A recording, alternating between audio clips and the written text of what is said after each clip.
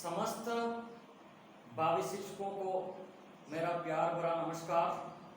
दोस्तों, पिछले कुछ समय से हम पाठ्य सहगामी क्रियाओं के प्रकारों के संदर्भ में अध्ययन कर रहे थे और उसके अंतर्गत आज हमारी ये तीसरा पार्ट है। पिछली क्लास के अंतर्गत हमने पाठ्य सहगामी क्रियाओं के प्रकारों के संदर्भ में पांचवें प्रकार के संदर्भ में अध्ययन किया था और उसमें समाज कल्याण संबंधी क्रियाएं इसके बारे में हमने जाना था। और कल मैंने आपको पढ़ाते समय बताया कि दोस्तों, समाज कल्याण संबंधी क्रियाओं का जो टॉपिक है कुछ बड़ा है, इसलिए कल की क्लास के अंतर्गत समाज कल्याण संबंधी क्रियाओं के 1 से 4 बिंदुओं के संदर्भ में हमने अध्ययन किया था। उसके अंतर्गत फर्स्ट बिंदु हमने लिया था सामाजिक क्लब। सामाजिक क्लब से संबंधित क्रियाओं के संदर्भ में हमने जाना। उसके बाद में सहकारी क्रियाओं के संदर्भ में हमने अध्ययन किया। उसके बाद श्रमदान के ऊपर हमने चर्चा की थी और अंतिम रूप से स्काउट एवं गाइडिंग की क्रियाओं के संदर्भ में हमने जाना था। आज की इस क्लास के अंतर्गत दोस्तों, समाज कल्याण संबंधी कुछ एक्टिविटीज और शेष रह रही है, उसके संदर्भ में विस्तार से चर्चा करेंगे। दोस्तों, मैंने आपको कल भी बताया था कि सोशल वेलफेयर से संबंधित जो एक्टिविटीज विद्यालय एवं शिक्षण संस्थाओं के अंदर आयोजित की जाती है, उसका मुख्य उद्देश्य ये होता है कि बालकों के अंदर भावात्मक एकता का विकास करना एवं समाज के लिए सहयोग एवं सामाजिक क्रियाओं के प्रति बालकों को प्रवृत्त करने का मुख्य उद्देश्य होता है, जिससे कि बालक जिस समाज के अंदर बालक रह रहा है उस समाज की वास्तविक परिस्थितियों से अवगत हो और समाज के अंदर जिन चीजों की कमियां हैं उस कमियों को बालक ठीक करने के लिए अपना महत्वपूर्ण योगदान दे। इस प्रकार की क्रियाओं को आयोजित करने का मुख्य ध्येय यही होता है। दोस्तों, आज समाज कल्याण संबंधी क्रियाओं में अगला हमारा बिंदु है जूनियर रेड क्रॉस एवं प्राथमिक चिकित्सा। जूनियर रेड क्रॉस आपने जाना होगा कि रेड क्रॉस की जो सोसाइटी होती है वो एक अंतरराष्ट्रीय स्तर की संस्था होती है और उसका मुख्य उद्देश्य ये होता है कि विभिन्न वर्ल्ड के अंदर जो नागरिक हैं, दीन दुखी हैं, ऐसे लोगों को सहायता प्रदान करना। तो दोस्तों, उसी प्रकार से विद्यालयों के अंदर जूनियर रेड क्रॉस नामक क्लब की स्थापना की जाती है और इस क्लब का मुख्य उद्देश्य ये होता है कि बालक के अंदर सेवा कार्य का जज्बा उत्पन्न करना और बालक दूसरों की सेवा के लिए अपने आप को प्रवृत्त हो, क्योंकि इसके अंदर प्राथमिक चिकित्सा से संबंधित जानकारी बालकों को प्रदान की जाती है, जिससे कि बालक विद्यालय के अंदर, क्योंकि दिन प्रतिदिन की घटनाओं के अंतर्गत कई बालक या लोग ऐसे होते हैं जो सामान्य दुर्घटना के शिकार हो जाते हैं और ऐसे व्यक्तियों को यदि समय पर प्राथमिक चिकित्सा मिल जाती है तो निश्चित रूप से उन व्यक्तियों को जीवन दान मिल जाता है। कभी कभी ऐसी सड़न पानी की दुर्घटना भी हो जाती है और वहां पर यदि व्यक्ति को प्राथमिक चिकित्सा की जानकारी है तो ऐसे पानी के अंदर डूबे हुए व्यक्ति को भी कृत्रिम श्वास आदि की क्रिया देकर के उनके अमूल्य जीवन को बचाया जा सकता है। तो ये सारी जो चीजों को जानकारी देने का जो मुख्य उद्देश्य होता है, बालकों को इस जूनियर रेड क्रॉस एवं प्राथमिक चिकित्सा क्लब के माध्यम से विद्यालय एवं शिक्षण संस्थाओं के अंदर दिया जाता है, जिससे कि बालक के अंदर प्रेम, परोपकार, दया, सहयोग, दूसरों की मदद करना, ऐसे गुणों का विकास होता है और ऐसी क्रियाएं यदि बालक करेगा तो निश्चित रूप से उसके अंदर राष्ट्र प्रेम एवं राष्ट्र के प्रति समर्पण की भावना का विकास होगा। दोस्तों, विद्यालय के अंदर रेड क्रॉस एवं प्राथमिक चिकित्सा से संबंधित जो कार्य किया जाता है उसके अंतर्गत पहला उसका ध्येय यह होता है कि दूसरों की सेवा करना या भलाई करना, दूसरों की सेवा एवं भले से संबंधित कार्य किया जाता है। और इसके अंतर्गत गांव या समाज के अंदर ऐसे दीन दुखी जो लोग हैं, गरीब जो लोग हैं, विभिन्न संपन्न व्यक्तियों से संपर्क करके भामाशाहों के सहयोग से चंदा राशि एकत्रित करके उनको कपड़े, दवाइयां या आवश्यक संसाधन उनको उपलब्ध करवाया जाता है। साथ ही साथ जो समाज के अंदर बीमार एवं दुखी व्यक्ति हैं, उनकी सेवा के लिए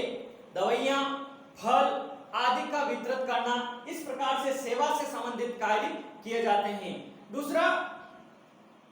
अंतर्राष्ट्रीय सहयोग के अंदर, क्योंकि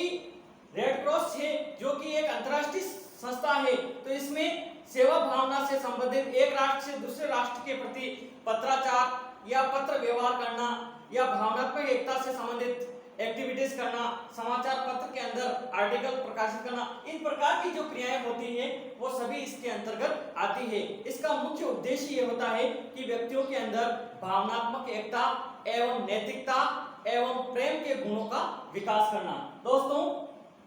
अगला समाज कल्याण संबंधी एक्टिविटीज होती है विद्यालय प्रार्थना सभा। दोस्तों, विद्यालय प्रार्थना सभा को यदि विद्यालय का प्राण कहें तो भी कोई अतिशयोक्ति नहीं होगी, क्योंकि विद्यालय प्रार्थना सभा एक ऐसा महत्वपूर्ण कार्य है जिससे कि बालकों के सर्वांगीण विकास में बहुत ही महत्वपूर्ण भूमिका इसकी होती है। और जिस विद्यालय एवं शिक्षण संस्थान का प्रार्थना कार्यक्रम जितना सुव्यवस्थित एवं सुंदर होगा, निश्चित रूप से उन बालकों का सामाजिक, मनोवैज्ञानिक, धार्मिक एवं शैक्षिक सभी प्रकार का स्तर बहुत ही उच्च होगा, क्योंकि ये एक ऐसा प्लेस होता है जिसके द्वारा बालक के अंदर मनोवैज्ञानिक, शैक्षिक एवं नैतिकता के गुणों का पूर्ण विकास किया जा सकता है। क्योंकि प्रशासनिक दृष्टि से भी यदि शिक्षण संस्थान के अंदर बालकों को कोई निर्देशन करना है तो भी प्रार्थना सभा बहुत महत्वपूर्ण कार्य होता है, क्योंकि समूह के अंदर जब होता है और वहां पर कोई एक्टिविटीज आयोजित की जाती है, कोई उद्बोधन किया जाता है, मोटिवेशनल कोई भाषण प्रस्तुत किया जाता है, तो ऐसी क्रियाएं करने से बालकों के अंदर वैचारिक विकास की ओर बालक प्रवृत्त होते हैं। इसलिए विद्यालय प्रार्थना सभा बालकों के शैक्षिक विकास में एक महत्वपूर्ण क्रियाएं होती है। दोस्तों, विद्यालय प्रार्थना सभा के अंदर बालकों के व्यक्तित्व विकास के लिए हम महत्वपूर्ण कार्य कर सकते हैं। दोस्तों, हम जानते हैं कि शिक्षा मनोविज्ञान ये कहता है कि प्रत्येक बालक दूसरे बालक से अलग होता है। हर व्यक्ति की अपनी रुचि होती है, अपनी क्षमताएं होती है, अपना अलग ही व्यक्तित्व होता है। इसलिए बालकों के व्यक्तित्व विकास के लिए प्रार्थना सभा महत्वपूर्ण कार्य होता है। इस प्रार्थना सभा के माध्यम से बालकों के अंदर अभिव्यक्ति के कौशल का विकास किया जा सकता है। साथ ही साथ ऐसे बालक जो अपने विचारों को व्यक्त नहीं कर सकते, वो जानते सब कुछ हैं, लेकिन दूसरों के समक्ष प्रस्तुत करने में उनको जो हिचकिचाहट है, हेजिटेशन है, इस प्रकार की चीजों को बालक के अंदर से दूर करने के लिए सबसे उपयुक्त कोई प्लेस है तो वो प्रार्थना सभा है। इसके माध्यम से बालक वैचारिक विश्लेषण की भावना का उसके अंदर विकास होता है। साथ ही साथ कई शैक्षिक विचारों को वह ग्रहण भी करता है, क्योंकि प्रार्थना सभा के अंदर समाचार पत्र के वाचन की क्रियाएं हम कर सकते हैं। तो ऐसे बालक जो देश एवं दुनिया के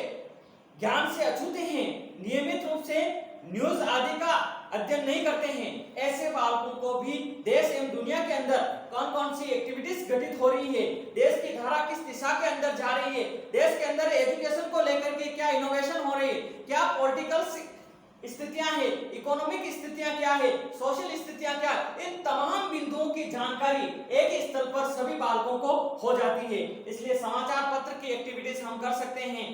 बालकों के अंदर भावनात्मक एकता प्रदर्शित करने के लिए राष्ट्र प्रेम से संबंधित गीत एवं संगीत वहां पर हम करवा सकते हैं। साथ ही साथ हिंदी एवं अंग्रेजी से संबंधित बालकों के शब्द ज्ञान का विकास करने के लिए उनके मीनिंग्स आदि से संबंधित एक्टिविटीज भी हम प्रार्थना स्थल के अंदर कर सकते हैं। साथ ही साथ कोई मोटिवेशनल उद्बोधन साथी प्राध्यापक या छात्रों में से किसी बालक को तैयार करके करके नियमित रूप से मोटिवेशनल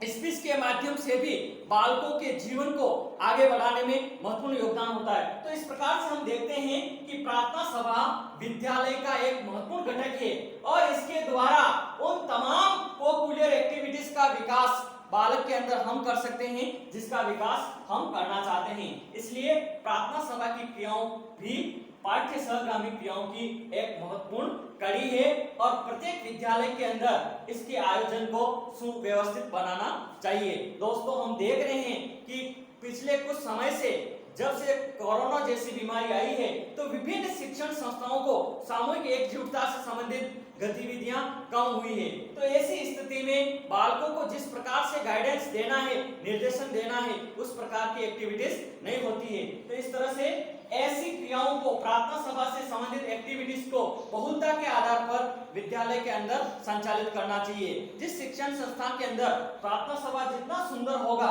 निश्चित रूप से दिन भर के लिए बालक जिस बोझिलता के अंदर रहता है, यदि प्रार्थना का कार्यक्रम मॉर्निंग के अंदर सुव्यवस्थित हो जाता है तो दिन भर बालक को जितना अधिगम करवाना है हम आसानी से करवा सकते हैं। इस प्रकार से हम देखते हैं कि प्रार्थना सभा विद्यालय का एक महत्वपूर्ण घटक होता है और ये भी कोकुलर एक्टिविटीज के अंदर आता है और इसके द्वारा बालकों के अंदर सामाजिकता एवं समाज कल्याण से संबंधित गुणों को भी हम बढ़ सकते हैं। अगला बिंदु है दोस्तों परिभ्रमण एवं शैक्षिक भ्रमण अथवा यात्रा। दोस्तों, हम जानते हैं कि बालक को विद्यालय जीवन के बाद भी बहुत समय ऐसा होता है जो बिना उद्देश्य उसका समय क्या होता है, व्यर्थ हो जाता है। तो परिभ्रमण एवं एजुकेशनल टूर एक ऐसी चीजें होती है, क्योंकि शिक्षा मनोविज्ञान का भी ये मानना है कि कोई भी ज्ञान बालक को दिया जाए, यदि बालक उस ज्ञान को देख करके करेगा, एक तो सुन करके समझना, एक पढ़ करके समझना, एक देख करके समझना और एक करके समझना, दोस्तों चारों की जो लर्निंग का जो स्तर है वो अलग होगा। बालक जब किसी स्थल को देख करके सीखता है तो निश्चित रूप से उसके ज्ञान का प्रत्यक्षीकरण हो जाता है और दोस्तों जिस ज्ञान का प्रत्यक्षीकरण हो जाता है निश्चित रूप से मेमोरी के अंदर वो ज्ञान ज्यादा लंबे समय तक स्थायी रहता है। इसलिए समय समय पर, क्योंकि विद्यालय के अंदर शैक्षिक कार्य होगा तो निश्चित रूप से शैक्षिक कार्य से बालक के अंदर बोझिलता आएगी। तो समय समय पर बालक को बोझिलता को कम करने के लिए एवं उसके जीवन को रोचक बनाने के लिए एवं उसके ज्ञान तत्व के अंदर वृद्धि करने के लिए समय समय पर विद्यालय एवं शिक्षण संस्थाओं को ऐसे एजुकेशनल टूर की प्लानिंग करनी चाहिए जिससे कि ऐसे प्लेस जो समाज से संबंधित है एवं उनका अपना महत्वपूर्ण योगदान है जिससे हमें प्रेरणा मिलती है, ऐसे ऐतिहासिक स्थलों का भ्रमण करना चाहिए ताकि बालक के अंदर जो बोझिलता होती है वो भी हल्की हो जाती है और वो जो ज्ञान को देख करके सीखेगा उसका प्रत्यक्षीकरण होगा। कहने का तात्पर्य ये है कि परिभ्रमण, शैक्षिक भ्रमण या यात्राएं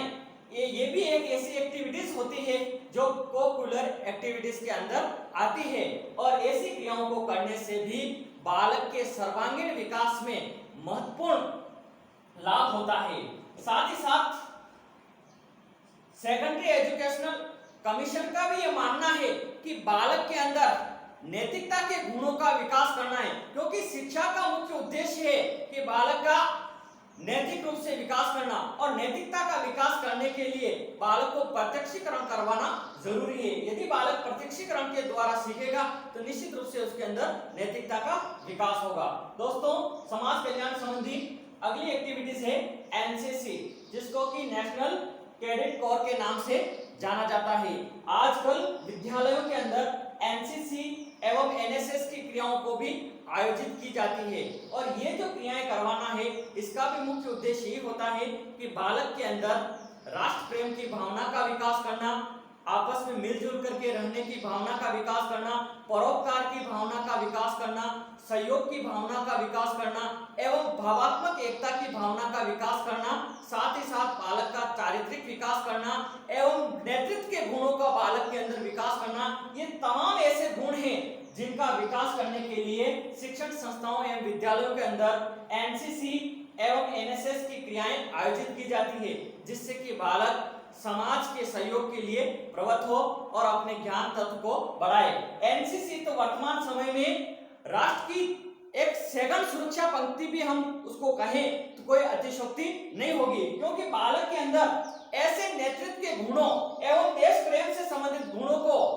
भर करके बालक के अंदर ऊर्जा का संचार किया जाता है, जिससे बालक का शारीरिक विकास तो होता ही होता है, लेकिन देश प्रेम से संबंधित देश के अंदर ऐसी कोई एक दुर्घटना होती है तो वहां पर हम देखते हैं कि एनसीसी के जो कैडेट होते हैं वहां हमें अवश्य दिख जाते हैं, यानी कि वो देश सुरक्षा की एक दूसरी पंक्ति कहलाती है। अगली एक्टिविटीज है दोस्तों, अन्य राष्ट्रीय पर्व, विशेष दिवस तथा प्रोजेक्ट कार्य आदि लिखित क्रियाएं। अन्य राष्ट्रीय पर्व के अंदर विद्यालय के अंदर समय समय पर ऐसे महापुरुष हुए हैं जिन्होंने समाज के लिए अपना अतुलित त्याग प्रदान किया है, सामाजिक जागरूकता के लिए कार्य किए हैं। देश की स्वाधीनता के अंदर ऐसे कई कर्णधार हुए हैं जिन्होंने देश की स्वतंत्रता के लिए अपनी आहुति दी है, अपना बलिदान दिया है। ऐसे वीर पुरुषों के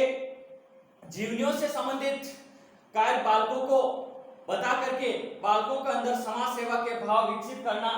समय समय पर विद्यालय के अंदर जो राष्ट्रीय पर्व आयोजित करते हैं वो करके भी बालकों के अंदर राष्ट्र प्रेम की भावना का विकास करना, साथ ही साथ प्रोजेक्ट का वर्क बालक को दे करके कोई लिखित कार्य, कोई ऐसे प्रोजेक्ट का चयन करके वो कार्य दे करके भी बालकों को कार्य करवाया जाता है, जिससे कि बालक के अंदर विशेष रूप से उसके मानसिक एवं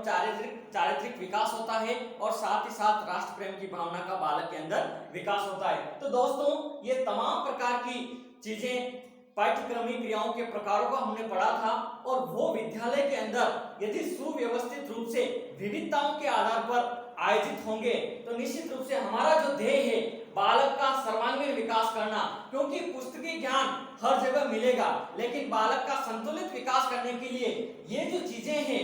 ये बालक के लिए बहुत ही महत्वपूर्ण है। और प्रत्येक विद्यालय एवं शिक्षण संस्थान के अंदर, क्योंकि हम शिक्षक हैं, आप और हम सब शिक्षक हैं, और हमारे शिक्षक का हमारा